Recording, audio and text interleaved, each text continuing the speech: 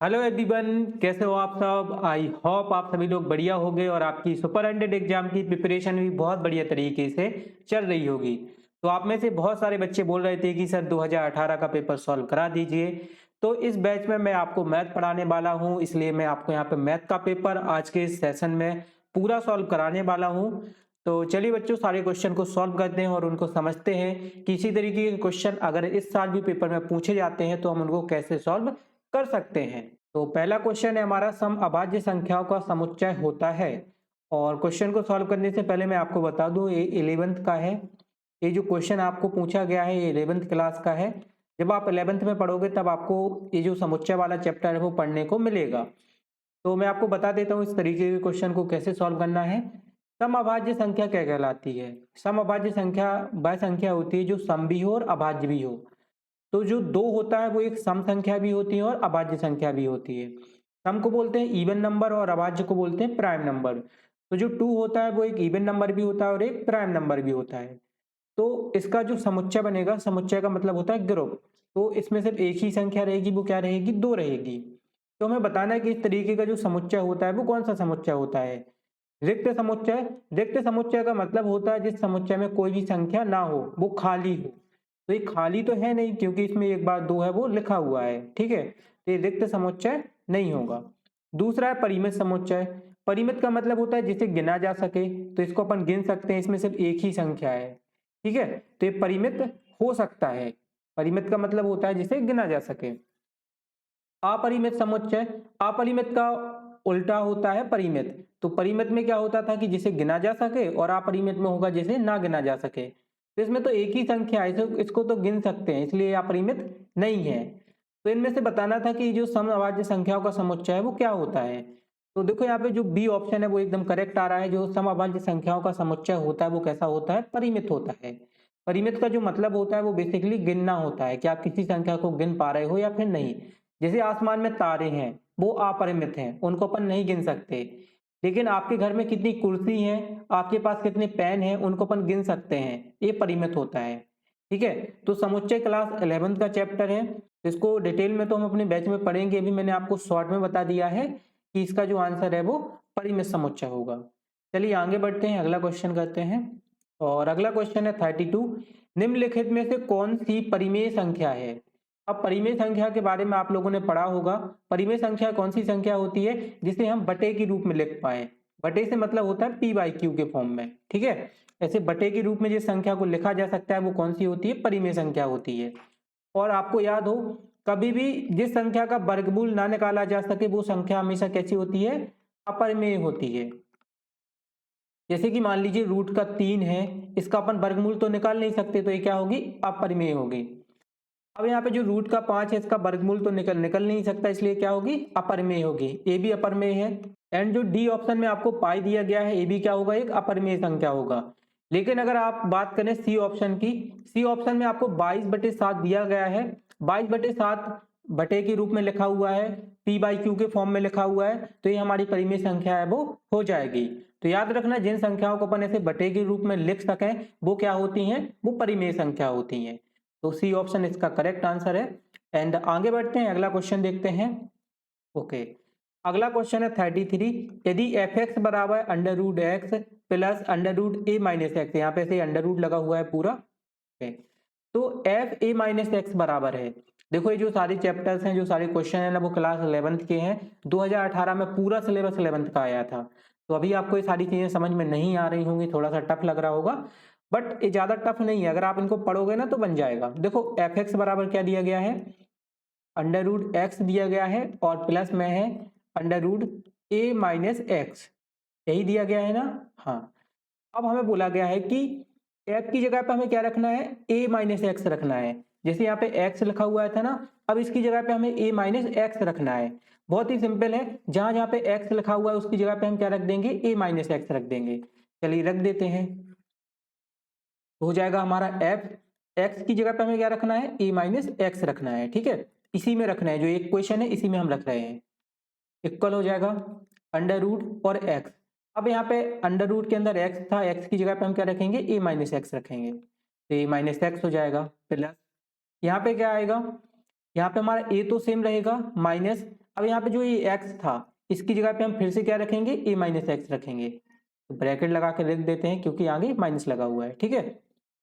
यहाँ पे आप देखिए ये हमारा a माइनस एक्स तो सेम रहेगा, इसमें तो कुछ कर नहीं सकते, प्लस यहाँ पे आप देखो ये जो ब्रैकेट इसका ओपन कर देंगे तो क्या हो जाएगा, ये माइनस का ये हो जाएगा, ठीक है। और ये माइनस और माइनस का x मिलके हो जाएगा प्लस का x, ठीक है। ओके, चलिए आगे सॉल्व कर लेते हैं। तो हो जाएगा a माइनस एक्स सेम रहेगा, यहाँ पे a माइनस का a है और ये प्लस का a है, दोनों a से ये कट जाएगा, क्या बचेगा, सिर्फ x बचेगा, ठीक है। क्या इस अंडर रूट के अंदर जो x लिखा हुआ है इसको पहले लिख लें, हाँ लिख सकते हैं, ठीक है। जैसे मान लीजिए 2 और 3 को आप जोड़ो तो भी आपको 5 मिलेगा, और चाहे आप 3 और 2 को जोड़ो तो भी आपको क्या मिलेगा, 5 ही मिलेगा। तो जोड़ने में हम संख्याओं को इधर उधर कर सकते हैं, आगे पीछे लिख सकते हैं। ओके, तो इसको लिख लिया है, अंडर रूट के अंदर x था उसको पहले लिख लिया, और जो अंडर रूट के अंदर a माइनस एक्स था उसको हमने बाद में लिख लिया। अब आप देखो जो यहाँ पे हमें मिला है ना, वही तो हमारा fx था। यहाँ पे हमने लिखा हुआ था ना fx के बराबर क्या था, x अंडर रूट के अंदर x और प्लस में अंडर रूट के अंदर a माइनस एक्स, यही मिला ना। वापस से हमें क्या मिल गया, यही मिल गया। तो ये जो पूरा है वो किसके बराबर हो गया, fx के बराबर हो गया, ठीक है। ये तो fx ही है पूरा, यहाँ पे आप देख सकते हो fx के बराबर ही अपन को दिया गया था, तो इसकी जगह पे अपन क्या लिख देंगे, fx लिख देंगे। तो इसका जो मान होगा वो क्या होगा, सी ऑप्शन में जो fx दिया गया है वो इसका करेक्ट आंसर हो जाएगा। एंड मुझे लगता है यहाँ पे थोड़ा सा कंफ्यूजन है क्योंकि ए ऑप्शन में भी आपको सेम दिया गया है, तो टाइपिंग वगैरह में एरर होगा ये, है ना। यहाँ पे हो सकता है कि कुछ और लिखा हो, तो fx ही इसका सही आंसर है। ओके, तो इस तरीके से पूरा क्वेश्चन सॉल्व हो जाएगा, और चिंता करने की बात नहीं है, आपको ये जो पूरा पीपीटी है वो मिल जाएगा, तो आप इससे अपने नोट्स वगैरह बना सकते हो, इसको अपनी कॉपी में भी लिख सकते हो, जो आपको करना हो वो कर सकते हो। चलिए आगे बढ़ते हैं, अगला क्वेश्चन करते हैं। ओके, अगला क्वेश्चन है 34, यदि x plus two A X square minus B X plus C तथा B X square minus A X plus C का महत्तम समावर्तक है, तब निम्न में से कौन सा सत्य है। बोला गया है कि x प्लस टू है वो इन दोनों इक्वेशन का, जो ए वाला इक्वेशन दी गई है और ए वाली इक्वेशन दी गई है, पॉलिनोमियल दिया गया है, इसका क्या है, एचसीएफ है, हाईएस्ट कॉमन फैक्टर है। तो इनमें से कौन सा कथन है वो सत्य है।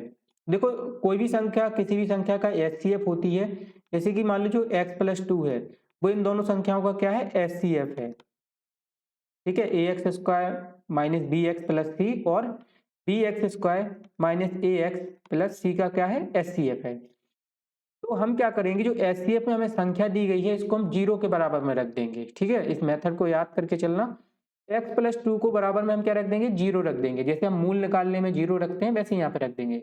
यहाँ से जो x का मान आएगा वो क्या आएगा, माइनस का 2 आएगा, ये प्लस का 2 था, ये जीरो के साइड गया तो कितने का हो गया, माइनस का 2 हो गया। अब हमें कुछ नहीं करना है, जो x का मान हमें माइनस का 2 मिला है इसको हमें इस पहले वाले समीकरण में रख देना है, जो A X square minus B X plus C दिया गया था, और दूसरे वाले में रख देना है। तो यहाँ से हमें ए बी के जो मान है वो मिल जाएंगे, ठीक है। तो चलिए रख देते हैं। तो पहले वाले समीकरण में रखेंगे तो यहाँ पे लिख देते हैं समीकरण 1 में a और एक्स स्क्वायर की जगह पे हो जाएगा माइनस 2 का स्क्वायर माइनस बी, और x की जगह पे हो जाएगा माइनस 2 प्लस सी, ठीक है। माइनस 2 का स्क्वायर होता है वो 4 होता है, तो ये हो जाएगा 4a, ये हो जाएगा प्लस का 2b, माइनस और माइनस हो जाएगा प्लस, और 2 का b के साथ होगा तो 2b आ जाएगा, प्लस का c, ठीक है। और इसको नाम दे देते हैं हम समीकरण 3। इसी तरीके से जो x बराबर माइनस 2 आया है उसे हम समीकरण 2 में रख देंगे।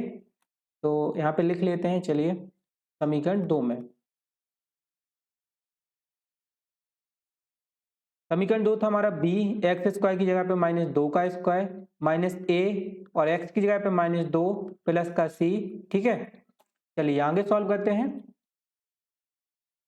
तो यहाँ पे हो जाएगा ये 4b, माइनस 2 का स्क्वायर होगा 4 और b का b, यहाँ पे माइनस माइनस का गुणा हो जाएगा तो हो जाएगा 2a प्लस का c, और इसको नाम दे देंगे समीकरण 4। अब हम क्या करेंगे, समीकरण 4 और समीकरण 5 की तुलना करेंगे। अब हम क्या करेंगे, समीकरण 3 में से समीकरण 4 को घटा देंगे, ठीक है। बहुत सिंपल तरीके से इसका आंसर आ जाएगा। चलिए यहाँ पे लिख लेते हैं इसको। तो हम लिखेंगे समीकरण 3 में से 4 को क्या करना है, घटाना है। एंड आज इंग्लिश मीडियम वाले बच्चे सोच रहे होंगे कि सर तो हिंदी में पढ़ा रहे हैं तो इंग्लिश में कब पढ़ाएंगे।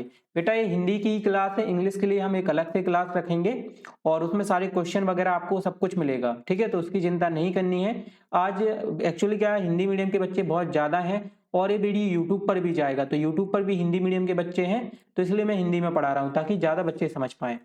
अब 3 में से 4 को घटा देंगे तो हो जाएगा 4a + 2b + c और यहाँ पे नीचे लिखेंगे 4b माइनस का 2a सॉरी प्लस का 2a और प्लस का c, ठीक है। अब इसको घटा देते हैं तो चिन्ह बदल जाएंगे, इसके माइनस का हो जाएगा, a माइनस का हो जाएगा और a भी माइनस का हो जाएगा। यहाँ पे 4a में से 4 भी जाएगा तो बचेगा 4a माइनस का 4b। यहाँ पे भी ऐसी सेम रहेगा, 2b में से 2a गया तो बचा 2b माइनस का 2a और इस c से c है वो कट जाएगा, ठीक है, क्योंकि ये प्लस का था और ये माइनस का था तो ये कट गया और इन सब के बराबर में क्या आएगा, 0 आएगा। अब देखो इसके हम ब्रैकेट ओपन कर देंगे तो हो गया 4a माइनस का 4b प्लस का 2b माइनस का 2a बराबर में 0। 4a में से 2a चला गया तो कितना a बचा, 2a बचा। यहाँ पे 4b में से 2b चला गया तो कितना बचा, माइनस का 2b बचा और बराबर में क्या हो जाएगा, 0 हो जाएगा। यहाँ से क्या आ जाएगा, 2a बराबर आ जाएगा 2b, इस 2b को हम 0 की तरफ ले गए तो ये प्लस का हो गया।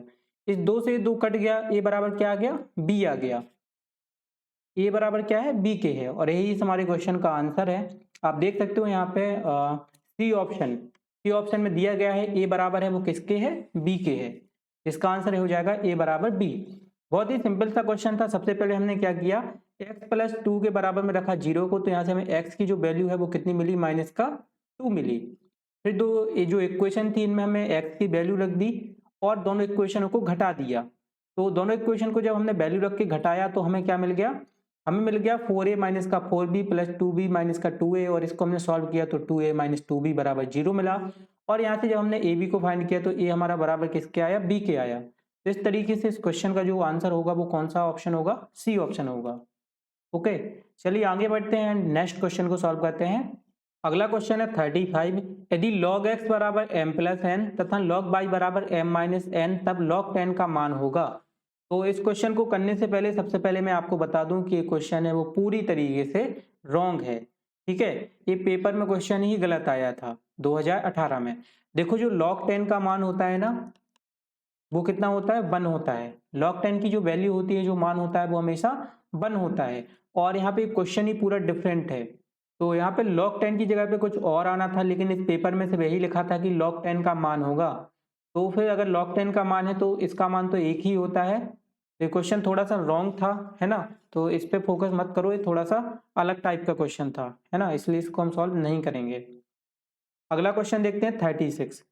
चंदू ने एक घड़ी अंकित मूल्य पर 10% बट्टा प्राप्त करने के बाद खरीदी और उसे अंकित मूल्य पर बेच दिया। चंदू को कितने प्रतिशत लाभ हुआ। अब अंकित मूल्य आपको पता है, किसी भी पैकेट पे जो मूल्य डला रहता है उसको क्या बोलते हैं, अंकित मूल्य बोलते हैं। और बट्टा का मतलब होता है डिस्काउंट, ठीक है। अंकित मूल्य कहलाता है इंग्लिश में मार्केट प्राइस और बट्टा कहलाता है डिस्काउंट। तो मान लो कोई चीज पे 100 रुपए डला हुआ है, ठीक है, कोई पैकेट है उस पर कितना रुपया डला हुआ है, 100 रुपया डला हुआ है। चंदू ने क्या किया, उस पैकेट को 10% डिस्काउंट पे खरीदा। 10% बट्टा मतलब 100 रुपए का 10%। 100 में से 10 को घटा देंगे मतलब उसने कितने रुपए पे खरीदा, 90 रुपए पे खरीदा, ठीक है। 100 का 10% 10 ही होता है। तो कोई चीज पे 100 रुपए मूल्य डला था, चंदू ने उसको 90 रुपए में खरीदा और उसने वापस से क्या किया, उसी चीज को जितने रुपए डले थे उसी पे बेच दिया, है ना।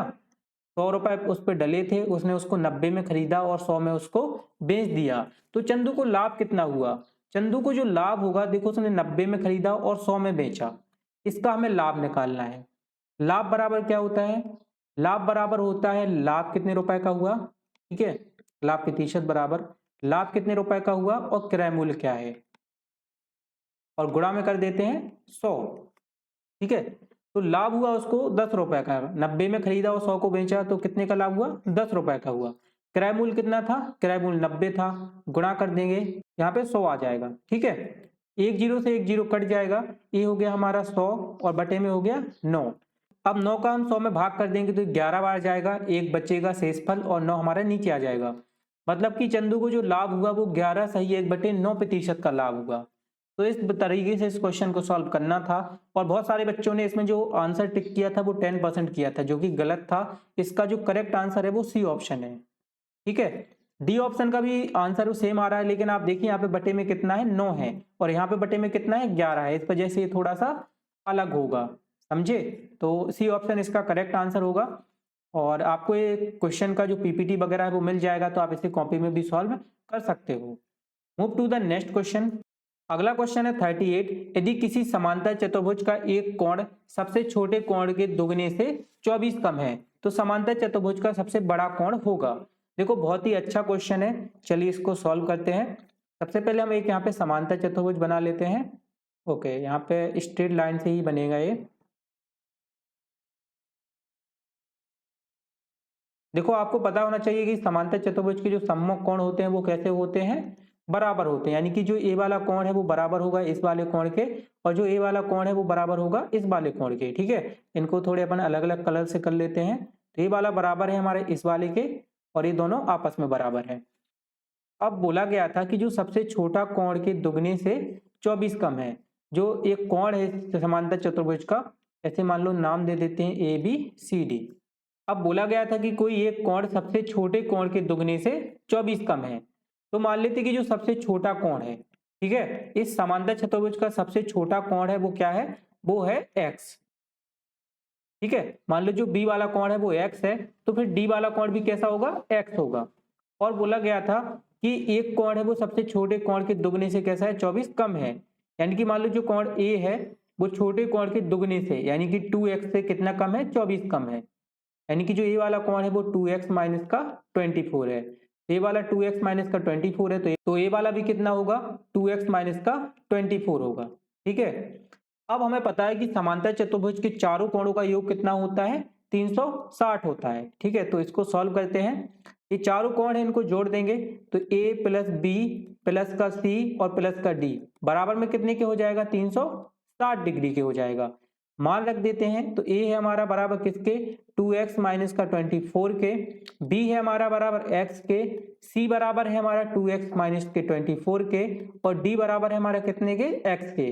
और ये बराबर हो जाएंगे कितने के, 360 के। सबको जोड़ देते हैं तो 2x और एक x 3x, और फिर से 2x तो 5x और एक 6x। यहाँ पे 24 और 24 जोड़ेगा तो हो जाएगा माइनस का 48, और बराबर में हो जाएगा 360। ठीक है, 6x बराबर आ जाएगा 360 प्लस का 48। चलिए आगे सॉल्व करते हैं। एंड 6x बराबर हो जाएगा, यहाँ पे 360 में 48 को जोड़ देंगे तो हो जाएगा 408। x बराबर आ जाएगा 408 बटे में 6, भाग कर देंगे तो 6 बार जाएगा 36 आएगा, 4 बचेगा, और 8 बार जाएगा तो 48 आ जाएगा। मतलब जो x का मान है वो कितना है, 68 डिग्री है। ठीक है, आप भाग कर सकते हो, आपको इतना ही मिलेगा। ओके, अब देखो जो हमने कोण यहाँ पे माने थे उनमें हम मान रख देते हैं। तो जो सबसे छोटा कोण है वो कितने डिग्री का है, 68 डिग्री का है। चलो यहाँ पे लिख लेते हैं, सबसे छोटा कोण क्या है, 68 डिग्री का है। लेकिन हमें सबसे बड़ा कोण बताना था, तो सबसे बड़ा कोण या तो ये होगा 2x माइनस का 24 होगा, इसी में मान रख देते हैं। तो हो जाएगा 2 गुणा में x का मान आया है 68, तो 68 रख देंगे, और यहाँ पे हो जाएगा माइनस का 24। 68 का 2 के साथ गुणा होगा तो आएगा 2 8 16, 2 6 12 और 1 13, 136, और माइनस का हो जाएगा 24। 136 में से 24 को घटा देंगे, 6 में से 4 गया तो 2, 3 में से 2 गया 1, और 1 का 1, यानी कि जो सबसे बड़ा कोण है वो 112 डिग्री का है। ठीक है, तो सी ऑप्शन इसका करेक्ट आंसर हो जाएगा। और कुछ बच्चे गलती करेंगे, वो इसमें 68 डिग्री को टिक करके आएंगे, तो 68 डिग्री को नहीं टिक करना है। 68 डिग्री तो एक्स का मान है, हमें सबसे बड़ा कोण बताना है। तो ए कोण 68 का है, ए भी 68 का है, ए 112 का है, और ए वाला भी कितने का है, 112 का है। तो सबसे बड़ा कोण बताना था, तो सबसे बड़ा कोण 112 डिग्री का होगा। तो वो ए एंगल हो सकता है, फिर एंगल सी हो सकता है। तो इसका आंसर हो जाएगा सी ऑप्शन 112। अगला क्वेश्चन है 39। रैखिक समीकरण 2x माइनस y बराबर 4 का ग्राफ अक्ष को किस बिंदु पर प्रतिच्छेद करता है। ग्राफ के बाद यहाँ पे x अक्ष आना है। ठीक है, तो 2x माइनस y का जो ग्राफ है वो x अक्ष को किस बिंदु पर प्रतिच्छेद करता है, ये हमें बताना है। देखो x अक्ष पर बताना है, मतलब इसमें जो y होगा वो किसके बराबर होगा, 0 के बराबर होगा। एक्स अक्ष पर y की वैल्यू कितनी होती है, 0 होती है। तो बस इसी 0 को हमें इस इक्वेशन में रख देना है और हमारा आंसर है वो आ जाएगा। तो हो जाएगा 2x माइनस y की जगह पे क्या रख देंगे, 0 रख देंगे और इक्वल में हो जाएगा 4। तो यहाँ पे हो जाएगा 2x बराबर में 4 और यहाँ से जो x का मान आएगा वो आएगा 4/2। 4 में 2 का भाग कर देंगे तो आंसर आ जाएगा 2। यानी x को जो प्रतिच्छेद करता है वो कौन से बिंदु पर करता है, 2 पर करता है। तो इसके निर्देशांक क्या होंगे, x बराबर हो गया 2 और y बराबर हो गया 0, क्योंकि जो निर्देशांक होते हैं वो x और y होते हैं। x हो गया 2 और y क्या लिया था हमने यहाँ पे, 0 लिया था। तो ए ऑप्शन ही इसका करेक्ट आंसर हो जाएगा, 2 और 0 पर प्रतिच्छेद है वो करेगा। चलिए आगे बढ़ते हैं एंड अगला क्वेश्चन करते हैं। अगला क्वेश्चन है 40। यदि बहुपद ax² + bx + c के शून्यांकों का योग और शून्यांकों का गुणनफल बराबर है तो b + c का मान होगा। बहुत ही सिंपल सा क्वेश्चन है। देखो बोला गया है कि शून्यांकों का योग यानी सम ऑफ जीरोस, ठीक है। सम ऑफ जीरोस क्या होता है, शून्यांकों का योग होता है।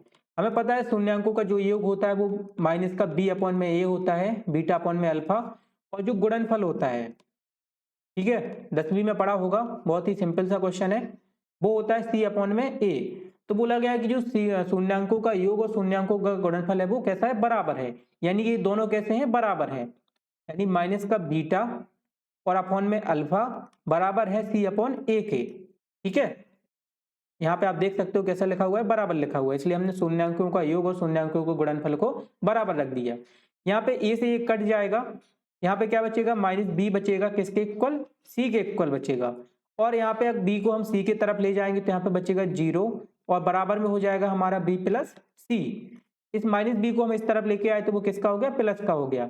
तो हमें मिल गया 0 बराबर b + c। तो b + c का जो मान होगा वो क्या होगा, 0 होगा। सी ऑप्शन इसका करेक्ट आंसर हो जाएगा। b + c का जो मान है वो क्या है, 0 है, ठीक है। तो बहुत ही सिंपल सा क्वेश्चन था। बस आपके पास अगर पता होता आपको कि कैसे सॉल्व करना है तो आप उस दिन परीक्षा में क्वेश्चन है वो सॉल्व कर पाते। चलिए आगे बढ़ते हैं। अगला क्वेश्चन है 41। यदि धन में a b c d में 5 2 4 3 के अनुपात में बांटा गया, यदि c को d से 1000 रुपए अधिक मिला तो b को प्राप्त धन है। देखो जहां पे भी अनुपात रहे इस बात को बिल्कुल गांठ बांध लो। मैं हमेशा अपनी क्लासेस में बताता हूं, जहां पे भी आपको अनुपात मिलेगा वहां पे आपको x ले लेना है, ठीक है। a को कितना मिला, 5 मिला, तो इसमें x ले लेंगे। b को कितना मिला, 2 मिला, तो इसमें भी x ले लेंगे। c को कितना मिला, 4 मिला, तो इसमें भी x ले लेंगे। और d को कितना मिला, 3 मिला, तो इसमें भी x ले लेंगे।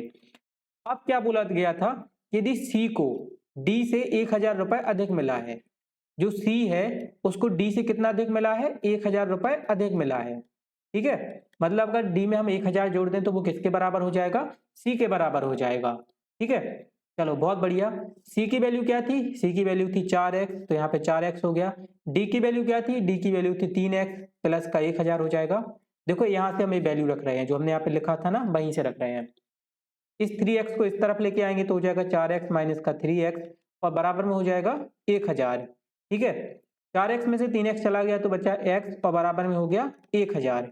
यानी जो x की वैल्यू है वो कितनी है, 1000 रुपए है।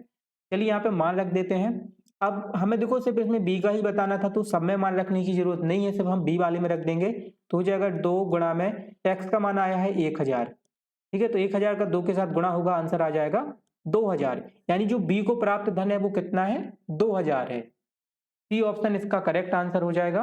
तो बहुत इजी सा क्वेश्चन था और आप लोग पेपर में इस तरीके के क्वेश्चन आएंगे तो आप सॉल्व कर पाओगे।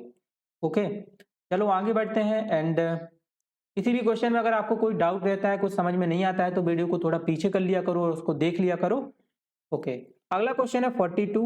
यदि समीकरण 2x² - 5x + b = 0 के मूलों का अनुपात 2:3 है तब b का मान है। देखो ये जो क्वेश्चन है ना, मैं आपको एक बार बताऊं, ये यूपी के पेपर में आया था। यूपी टेट का जो एग्जाम होता है, जो टीचर भर्ती के लिए एग्जाम होता है, जिन टीचरों की भर्ती होनी है उसमें एक एग्जाम होता है जिसका नाम है यूपी टेट। तो 2017 के पेपर में क्वेश्चन आया था। तो आप समझ सकते हो कि सुपर 100 में वो 2018 में उन्होंने कितने कठिन क्वेश्चन दिए थे कि गवर्नमेंट जॉब में जो एग्जाम में क्वेश्चन आ रहे हैं वो आप बच्चों से पूछ रहे हो, 11वीं के बच्चों से पूछ रहे हो। चलिए फिर भी कोई बात नहीं, इसको हम समझ लेते हैं। देखो बोला गया कि जो ये समीकरण है इसके मूलों का जो अनुपात है वो 2:3 है। हम मान लेते हैं कि इसके जो मूल है, ठीक है, अब हमें मूल पता तो नहीं है कि क्या है, लेकिन हम मान लेते हैं कि इसके जो मूल है वो क्या है 2x और 3x है। ठीक है, इसके जो मूल है वो क्या है 2x और 3x है। अब हमें पता है कि जो मूलों का योग होता है वो क्या होता है, मूलों का योग यानी सम ऑफ जीरोस, वो क्या होता है, मूलों का योग होता है हमारा माइनस का बीटा और अपॉन में ए। ठीक है, तो यहाँ पे हो जाएगा माइनस, अब यहाँ पे देखो b की जो वैल्यू है वो माइनस का 5 है, तो माइनस का 5 आ जाएगा और अपॉन में ए की वैल्यू कितनी है 2 है, इस इक्वेशन से हम रख रहे हैं। ओके, तो हो जाएगा 5 अपॉन में 2। अब यहाँ पे देखो मूलों का योग क्या होगा, तो मूल तो हमारे 2x और 3x हैं, इन्हीं का योग कर देंगे तो हो जाएगा 2x प्लस में 3x हो गया 5x। यहाँ से जो x की वैल्यू आएगी वो क्या आएगी, इस 5 से ये वाला 5 कट जाएगा, x की वैल्यू आएगी 1/2। ठीक है, मूलों का योग हमने माना था कि 2x और 3x है क्योंकि यहाँ पे अनुपात दिया गया था, और मूलों का योग होता है बीटा अपॉन में अल्फा, मान रख दिया और यहाँ पे मूलों का योग भी रख दिया, तो यहाँ से x की जो वैल्यू आई वो कितनी आई 1 अपॉन में 2 आई। अब हमें पता है कि मूलों का जो गुणनफल होता है, ठीक है, वो क्या होता है, वो होता है c अपॉन में a। अब देखो यहाँ पे c का मान क्या है, इसकी अपन तुलना करते हैं ना इस वाले इक्वेशन से, ax² plus B X plus C, तो c की जगह पे है b और a की जगह पे है 2, यानी जो इसका गुणनफल है वो क्या है b अपॉन में 2 है, और मूल अपने क्या थे, तो मूल से अपने 2x गुणा में 3x, इनका भी गुणनफल कर देंगे तो ये हो जाएगा 6x² बराबर में हो जाएगा b बटे में 2। ठीक है, अब देखो मैं सिंपली कुछ नहीं करना है, x की वैल्यू यहाँ पे हम निकाल चुके हैं, x की जो वैल्यू है वो 1/2 है।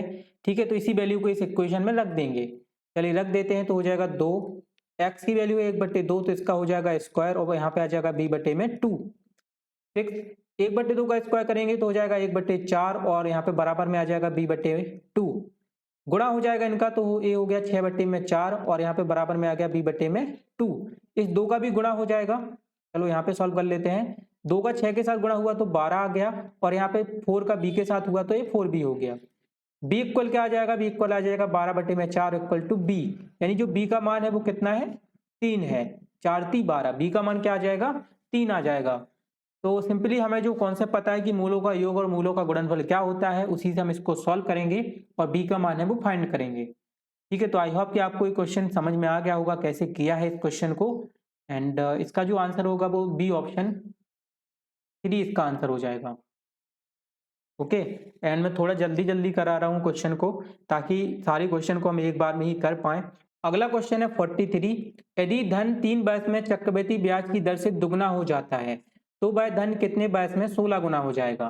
देखो मान लो कोई धन है, यहाँ पे लिखते हैं मूलधन, ये कंपटीशन के लेवल का क्वेश्चन है, यहाँ पे है चक्रवृद्धि ब्याज और यहाँ पे है समय। ठीक है, तो कोई धन P है वो दुगना हो जाता है, उसका चक्रवृद्धि ब्याज कितना हो जाता है दुगना हो जाता है, मतलब 2P हो जाता है, कितने समय में 3 वर्ष में। समझ में आया, देखो बोला गया था कोई धन 3 वर्ष में चक्रवृद्धि ब्याज की दर से दुगना हो जाता है, मतलब मूलधन P है ये दुगना हो जाएगा, 2P हो जाएगा कितने साल में 3 वर्ष में, तो 16 गुना बताना है कि 16 गुना कब होगा। अब ये 2P है, अब अगले 3 साल में कितने गुना हो जाएगा, 2P का ये 4P हो जाएगा और टाइम कितना लेगा 3 वर्ष लेगा। ठीक है, फिर अगले 3 साल में 4P का हो जाएगा 8P और टाइम कितना लेगा 3 वर्ष लेगा, है ना। अब अगले 3 वर्ष में 8P का हो जाएगा ये 16P और टाइम कितना लेगा 3 वर्ष लेगा, और हमें देखो यहाँ पे 16 गुना बताना था, तो यहाँ पे हमारा ये 16 गुना हो गया। अब हमें समय बताना था कि 16 गुना होने में कितना समय लगेगा, तो इन सभी सालों को जोड़ दो, 3 + 3 + 3 + 3, 4 बार 3 है यानी कि टोटल आएगा वो 12 साल आएगा, तो 12 साल में कोई धन जो P है वो कितना हो जाएगा 16P हो जाएगा, है ना। तो इसका आंसर क्या होगा डी ऑप्शन 12 वर्ष इसका करेक्ट आंसर हो जाएगा। इस तरीके से टेबल बना के क्वेश्चन को सॉल्व करते हैं। मूलधन P था, 3 वर्ष बाद क्या हो गया 2P हो गया, उसके 3 वर्ष बाद क्या हो गया 4P हो गया, उसके 3 वर्ष बाद क्या हो गया 8P हो गया, उसके 3 वर्ष बाद क्या हो गया 16P हो गया। तो इस तरीके से टोटल 12 साल में जो मूलधन है वो 16P हो जाएगा। चलो आगे बढ़ते हैं, अगला क्वेश्चन सॉल्व करते हैं। ओके, अगला क्वेश्चन है 44, आकृति में DE समांतर है BC के तथा BD बराबर है 2AD के, यदि BC बराबर 9 सेंटीमीटर है तो DE बराबर है। बहुत ही सिंपल क्वेश्चन है, देखो इसमें बोला गया है कि जो BC है वो कितना है 9 सेंटीमीटर है, ये 9 सेंटीमीटर दिया गया है। और जो बी डी है वो बराबर है 2AD के। ठीक है, बहुत ही सिंपल क्वेश्चन है। चलो सबसे पहले हम मानते हैं कि जो AD है वो किसके बराबर है, x के बराबर है। जो A से लेकर D तक की लेंथ है वो कितनी है, x है।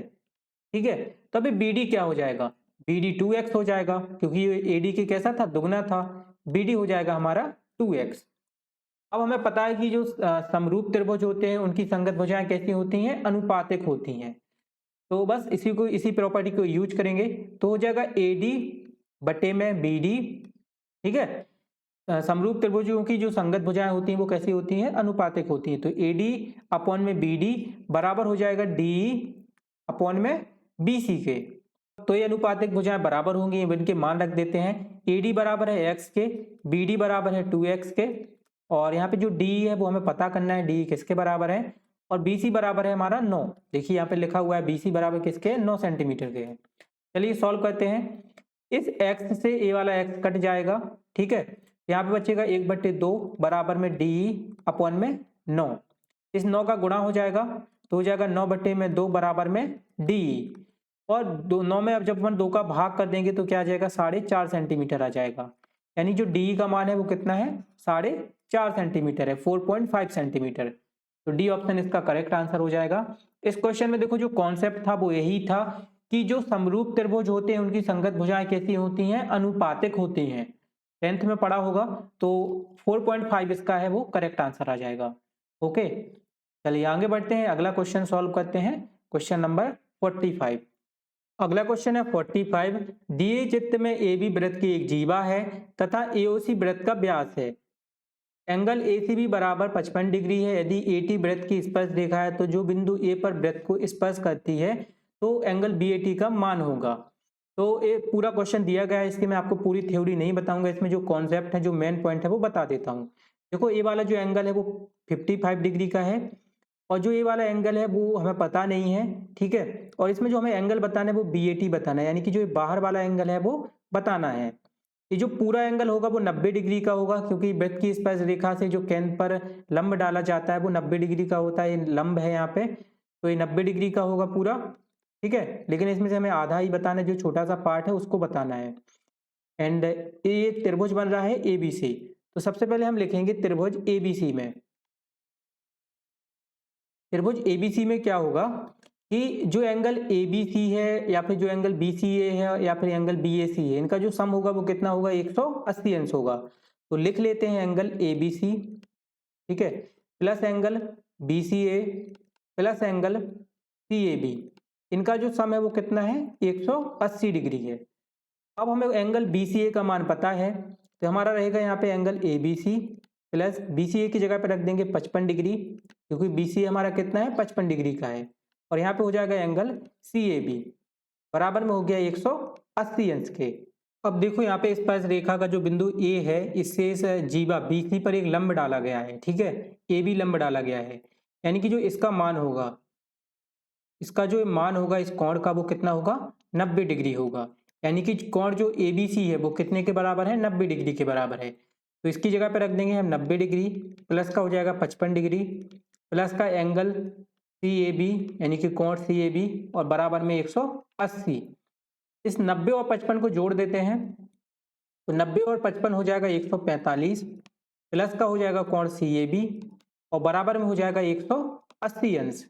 यहाँ से कोण CAB की वैल्यू निकालेंगे तो CAB बराबर हो जाएगा 180 माइनस का 145। ठीक है, तो कोण CAB बराबर आ गया 180 में से 145 जाएगा तो बचेगा 35, यानी कि जो कोण CAB की वैल्यू है वो कितनी है, 35 डिग्री है। अब आप यहाँ पे देखिए जो ये वाला कोण बन रहा है ना CAT, ये पूरा कोण है C से लेके T तक CAT, वो 90 डिग्री का होगा, क्योंकि स्पर्श रेखा से जीवा पर डाला गया लंब या फिर केंद्र पर डाला गया लंब कितने डिग्री का होता है, 90 डिग्री का होता है। तो ये जो पूरा कोण है वो 90 डिग्री का है, और इसमें से हमें सिर्फ BAT वाला जो कोण है, जो छोटा वाला कोण है, इसको बताना है। ठीक है, तो यहाँ पे हम लिखते हैं कि जो कोण है CAT ये बराबर है 90 डिग्री के, एंड जो CAT कोण है, ठीक है, वो दो कोणों से मिलके बना हुआ है। वो दो कोण कौन कौन से हैं, तो वो दो कोण है CAB और BAT। ठीक है, बराबर में हो जाएगा 90 डिग्री के। अब देखिए इस हमें जो ये वाला कोण है CAB, इसका मान पता है, CAB का मान कितना है 35 डिग्री है। इसकी जगह पे रख देंगे हम 35 और यहाँ पे आ जाएगा कोण BAT बराबर हो जाएगा 90। तो कोण BAT बराबर क्या हो जाएगा, BAT बराबर हो जाएगा 90 माइनस का 35। 90 में से 35 जाएगा तो कितना बचेगा, 90 में से 35 जाएगा तो बचेगा 55। ठीक है, यानी कि जो कोण BAT है वो कितने डिग्री का है, 55 डिग्री का है। और यही इसका करेक्ट आंसर हो जाएगा, कोण BAT बराबर आ जाएगा 55 डिग्री। ओके, तो इसका जो बी ऑप्शन है वो करेक्ट आंसर हो जाएगा। कोण BAT का जो मान होगा वो कितना होगा, 55 डिग्री हो जाएगा। और जैसा कि मैंने आपको पहले बताया था, जो PDF वगैरह है जो आप स्क्रीन पर देख रहे हो वो आपको मिल जाएगा, तो आप उसको डाउनलोड कर सकते हो। और जो बच्चे इस वीडियो को YouTube पर देख रहे हैं उनसे मैं बोलना चाहूँगा कि आप हमारे ऐप को डाउनलोड कर लीजिए। वहाँ पे आपको फ्री स्टडी मटेरियल में जो ये पेपर का सॉल्यूशन मैं करा रहा हूँ स्क्रीन पर आपको दिख रहा है पूरा मिल जाएगा, तो आप वहाँ से इसको डाउनलोड कर सकते हो और रिलैक्स होकर कभी भी इसको समझ सकते हो, पढ़ सकते हो। आगे बढ़ते हैं, अगला क्वेश्चन करते हैं। अगला क्वेश्चन है 10/5, 10/25, 10/45, 10/65 और 10/85 का मान होगा। तो बहुत सिंपल सा क्वेश्चन है।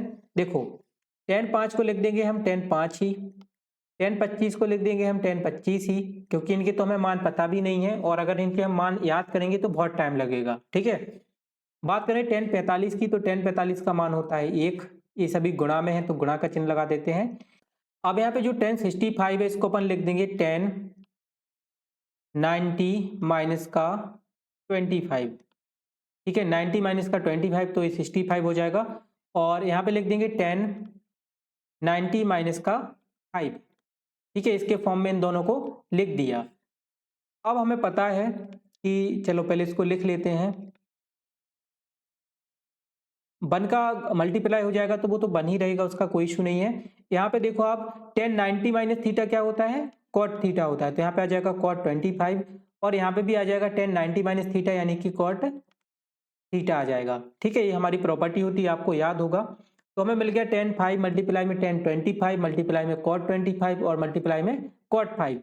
अब हमें पता है कि जो कॉट थीटा होता है वो बराबर होता है हमारे 1/10 थीटा के।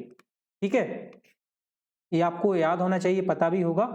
तो यहाँ पे हमारा क्या होगा, ये हो जाएगा 10/5, यहाँ पे हो जाएगा 10/25, यहाँ पे इस cot 25 को लिख देंगे हम 1/10/25 और इस cot 5 को भी क्या लिख देंगे 1/cot 10/5 लिख देंगे। ठीक है, तो इस तरीके से लिख दिया है। यहाँ पे इस 10/5 से 10/5 कट जाएगा, 10/25 से 25 कट जाएगा क्योंकि ये अपॉन में लिखे हुए हैं और ये मल्टीप्लाई में लिखे हुए थे। जो फाइनल आंसर आएगा वो क्या आएगा, 1 आएगा। सबका मल्टीप्लाई करने पे क्या आएगा, 1 आएगा। तो बी ऑप्शन इसका करेक्ट आंसर हो जाएगा। और इस टाइप के क्वेश्चन जो भी आते हैं उनको आपको चेंज करके ही सॉल्व करना होता है। जो अदर 10 की वैल्यू दी रहती है उनको अपन को सॉल्व करना होता है चेंज करके। ठीक है, तो इस तरीके से इसका आंसर है वो 1 आ जाएगा। प्रॉपर्टी आपको पता होगी 10/90 माइनस थीटा क्या होता है, कॉट थीटा होता है। एक बार मैं लिख देता हूँ यहाँ पे 10/90 माइनस का थीटा इज इक्वल टू होता है कॉट थीटा के। ठीक है, तो इस तरीके से क्वेश्चन सॉल्व हो गया। चलिए आगे बढ़ते हैं। अगला क्वेश्चन है 47। मीनार के एक आधार से और एक सरल रेखा में 4 मीटर और 9 मीटर की दूरी पर स्थित दो बिंदुओं से मीनार के शिखर के उन्नयन कोण क्रमशः 50 और 40 है। 50 और 40 डिग्री है। मीनार की ऊंचाई क्या होगी। देखो एक बोला गया है कि एक मीनार है। ठीक है, चलो इसको स्ट्रेट लाइन में बनाते हैं ताकि अच्छा सा डायग्राम बने और फिर हम क्वेश्चन को सॉल्व कर पाए। तो यहाँ पे मान लो एक मीनार है, यहाँ पे ये हमारी एक सरल रेखा है, मीनार का आधार है और यहाँ से दो उन्नयन कोण बन रहे हैं, एक ये वाला बन रहा है और एक यहाँ से बन रहा है। ठीक है, चलो अब इसको सॉल्व करते हैं। जो ए वाली डिस्टेंस है वो 4 मीटर है और जो ए वाली डिस्टेंस है वो 9 मीटर है। ठीक है, अब आप देख सकते हो यहाँ पे जो ये वाला कोण है वो 50 डिग्री का है और जो ये वाला कोण है वो 40 डिग्री का है। इसकी जो लंबाई है वो हमें बतानी है, इसको हम h मान लेते हैं और इस तरीके से इस पूरे क्वेश्चन को हमें सॉल्व करना है। चलो इस त्रिभुज को एक नाम दे देते हैं, तो ए बी हो गया, ए सी हो गया और ए डी हो गया। अब हम पहले त्रिभुज ए बी डी में देखते हैं। ठीक है, त्रिभुज ए बी डी में देखो यहाँ पे जो 10 40 लिखा हुआ है ये किसके बराबर होगा, तो ये हमारा टेन थीटा बराबर होता है लंब बटे में आधार के, यानी कि परपेंडिकुलर अपॉन में बेस के। तो परपेंडिकुलर यहाँ पे कुछ है नहीं, इसको एच मान लेते हैं, तो यहाँ पे एच हो जाएगा, है ना। ए भी हमारा परपेंडिकुलर है, और बेस क्या है हमारा, बेस हमारा 9 है, बेस हमारा बी डी है, जो कि कितना है 9 है, यानी कि जो 1045 है वो आ जाएगा हमारा एच अपॉन में 9। यहाँ से जो एच की वैल्यू आएगी वो आएगी 1040 और मल्टीप्लाई में 9 बराबर टू एच के हो जाएगा, ठीक है। इसी तरीके से अब हम त्रिभुज ए बी सी में देखते हैं। त्रिभुज ए बी सी में, त्रिभुज ए बी सी में क्या होगा, 1050 बराबर हो जाएगा हमारी हाइट और अपॉन में बेस। तो यहाँ से जो h की वैल्यू आएगी वो हो जाएगी 1050 मल्टीप्लाई में 4 और बराबर में h। अब हम यहाँ पे क्या करेंगे, जो 1050 है इसको हम लिख सकते हैं 1090 माइनस 40, ठीक है, और मल्टीप्लाई में 4 इक्वल टू h। तो यहाँ से 1090 माइनस 40 क्या हो जाएगा हमारा cot 40 हो जाएगा। 1090 माइनस थीटा क्या होता है, cot थीटा होता है, और इस 4 को हम h के बटे में ही लिख देते हैं, ठीक है। तो यहाँ पे हमारा हो गया cot 40 बराबर h अपॉन में 4, इसको नाम दे देते हैं हम इक्वेशन 2, और जो यहाँ पे हमने ये वाली इक्वेशन बनाई थी इसको 1 नाम दे देते हैं। अब हम क्या करते हैं, इक्वेशन 1 में इक्वेशन 2 का भाग कर देते हैं, ठीक है। तो भाग करने पे यहाँ पे लिखेंगे भाग इक्वेशन 1 में 2 का भाग करने पर, तो हो जाएगा हमारा 1040 बराबर क्या दिया गया था, 1040 बराबर दिया गया था h अपॉन में 9 के, और यहाँ पे हमारा अपॉन में आ जाएगा cot 40, ये बराबर हो जाएगा हमारा कितने के, ये बराबर हो जाएगा हमारा h अपॉन 4 के। देखो cot 40 को अपन क्या लिख सकते हैं, अपन इसको लिख सकते हैं 1040, ठीक है। यहाँ पे हो जाएगा 1040, क्योंकि 1/10 थीटा इक्वल टू क्या होता है, ये हमारा cot थीटा होता है, ठीक है, ये रूल होता है आपको पता होगा। तो इसी से जो cot 40 लिखा था इसको हम ऊपर ले गए तो वो 1040 हो गया। यहाँ पे इनका गुणा होगा तो एस से एस तो कट गया, ऊपर क्या बचेगा, ऊपर आज ऊपर ये 4 है वो ऊपर चला जाएगा, और जो 9 है वो नीचे आ जाएगा। यहाँ पे हो गया हमारा 10 स्क्वायर 40, यानी इक्वल टू में कितना आ जाएगा, और इक्वल टू में आ जाएगा यहाँ पे 4/9। यहाँ से 10 का मान निकालेंगे, 1040 बराबर हो जाएगा हमारा अंडर रूट का 4 अपॉन में 9, और ये रूट से बाहर निकलेगा तो आएगा 2 अपॉन में 3, ठीक है, 2/3 आ जाएगा 1040। तो 1040 का हमें मान पता चल गया है, 1040 का मान कितना है, 2/3 है। और यहाँ पे जो मैं क्वेश्चन करा रहा हूँ ये बहुत ही लेंदी क्वेश्चन है, इनके लिए एक प्रॉपर टाइम चाहिए होता है, बट मैंने छोटा सा टारगेट बनाया था कि इस पेपर में मैं आपको कंप्लीट 20 क्वेश्चन है वो करा दूंगा, इसलिए मैं थोड़ा जल्दी पढ़ा रहा हूँ, ठीक है। तो चिंता की कोई बात नहीं, जब हम क्लासेस में पढ़ेंगे तो बहुत ही रिलैक्स होकर पढ़ेंगे, धीरे धीरे पढ़ेंगे, बट अभी इस पेपर को मुझे पूरा सॉल्व करना था, इसलिए मैं इसको थोड़ा सा फास्ट पढ़ा रहा हूँ। तो 1040 का मान हो गया 2/3, इसको हम रख देंगे समीकरण 1 में। तो यहाँ पे हम इस 1040 की जगह पे क्या रख देंगे, 2/3 रख देंगे, मल्टीप्लाई में हो जाएगा 9 और बराबर में हो जाएगा h, ठीक है। इस इक्वेशन में हमने वैल्यू रख दी है, तो ये 3 से 9 कट जाएगा, कितने बार में कटेगा, 3 बार में कटेगा, ठीक है, 3 बार में कट जाएगा, और 3 का 2 के साथ गुणा हो जाएगा तो 6 आ जाएगा, मतलब कि जो उस मीनार की ऊंचाई होगी वो कितनी होगी, 6 मीटर होगी। तो ए ऑप्शन इसका करेक्ट आंसर हो जाएगा। काफ़ी लेंदी क्वेश्चन है, ये बोर्ड एग्जाम्स में भी कभी कभी आ जाता है, तो इसका आंसर होगा ए ऑप्शन 6 मीटर, ठीक है। एंड में ये मान के चल रहा हूँ कि आप लोगों को 10th की मैथ अच्छे तरीके से आ जाती है, सबको समझ में आ जाता है, इसलिए मैं ये क्वेश्चन करा रहा हूँ। एंड बाकी जो अपन क्वेश्चन करेंगे उसमें पहले बेस को भी पढ़ेंगे।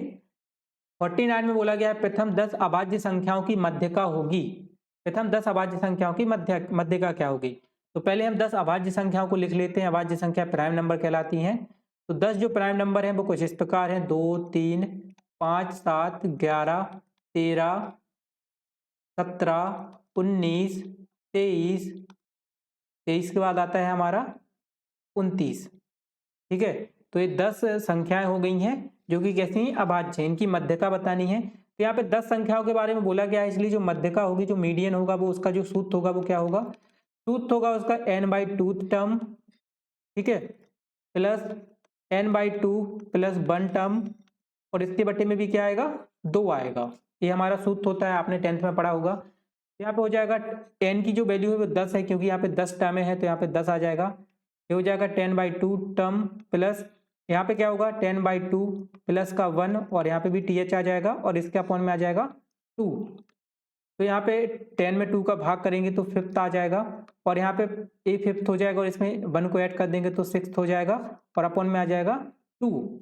अब हमें पांचवी और छठवीं जो पद है उसको जोड़ना है और 2 से भाग करना है। तो पांचवा जो हमारा पद है वो 11 है और छठवां 13 है, यानी कि हमें 11 और 13 को जोड़ना है और 2 से भाग करना है। तो जोड़ देते हैं तो हो जाएगा 11 प्लस का 13 बटे में 2। 11 और 13 को जोड़ देंगे तो आएगा हमारा कितना, 24 आएगा, बटे में हो जाएगा 2, और इसमें भाग कर देंगे तो आ जाएगा 12। यानी कि जो माध्यिका है वो कितनी है, माध्यिका है वो 12 है। ठीक है, 12 इसका करेक्ट आंसर हो जाएगा। चलिए आंसर चेक कर लेते हैं किस ऑप्शन में दिया गया है। तो बी ऑप्शन में हमें 12 दिया गया है, इसका करेक्ट आंसर होगा वो क्या होगा, 12 होगा। 49 का बी ऑप्शन करेक्ट आंसर हो जाएगा। ओके, लास्ट क्वेश्चन देख लेते हैं, क्वेश्चन नंबर 50। जून माह में 5 रविवार होने की प्रायिकता होगी। देखो बहुत ही टफ क्वेश्चन है, कंपटीशन में पूछा जाता है, थोड़ा लॉजिक वाला क्वेश्चन है। देखो जून महीने में जो दिन होते हैं वो 30 दिन होते हैं, एंड 30 में से जो 28 दिन है उनमें तो 4 रविवार हो सकते हैं, 4 सोमवार होंगे, 4 मंगलवार होंगे, वो तो फिक्स ही है। ठीक है, 28 दिन में 4-4 बार तो आपका सभी दिन हो सकते हैं, रविवार, सोमवार, मंगलवार, बुधवार। लेकिन बाकी की जो 2 दिन बच रहे हैं, जैसे कि 30 दिन होते हैं महीने में, 28 दिन में तो आपके 4-4 बार सब हो जाएंगे, सारे दिन हो जाएंगे, लेकिन यहाँ पे 2 दिन बच रहे हैं। तो इन 2 दिनों में हमें बताना है कि इन 2 दिनों में कौन से दिन हो सकते हैं। ठीक है, तो इन 2 दिनों में 7 दिन हो सकते हैं। कितने दिन हो सकते हैं, 7 दिन हो सकते हैं। हो सकता है कि सोमवार हो सकता है कि रविवार हो सकता है कि मंगलवार हो, लेकिन हमें प्रायिकता किसकी बतानी है, रविवार की बतानी है। अब इन 2 दिनों में 7 दिन में से कोई भी हो सकता है, इसलिए यानी इसकी जो प्रायिकता होगी वो 2/7 होगी। देखो हमारे पास 2 दिन का समय बचा हुआ है, 2 दिन के समय में 7 दिन में से कोई सा भी दिन हो सकता है सोमवार हो, मंगलवार हो। तो इसका जो आंसर आएगा वो 2/7 आएगा। डी ऑप्शन इसका करेक्ट आंसर हो जाएगा। ये तो फिक्स है कि आपका 28 दिन में 4 रविवार होंगे। 28 दिन में आपके कितने रविवार होंगे, 4 रविवार होंगे। लेकिन जो बाकी के 2 दिन बच रहे हैं उनमें हमें बताना था कि उनमें रविवार होने की प्रायिकता क्या हो गई। ये तो फिक्स है। 5वां रविवार निकालने के लिए जो दिन है वो कितने दिन है, सिर्फ 2 दिन है, और दिन हो कितने सकते हैं, 7 दिन हो सकते हैं, क्योंकि हफ्ते में 7 दिन होते हैं, तो इन 7 दिनों में से कोई सा भी दिन हो सकता है। इसलिए इसकी जो प्रायिकता आएगी वो 2/7 आएगी। डी ऑप्शन इसका करेक्ट आंसर हो जाएगा।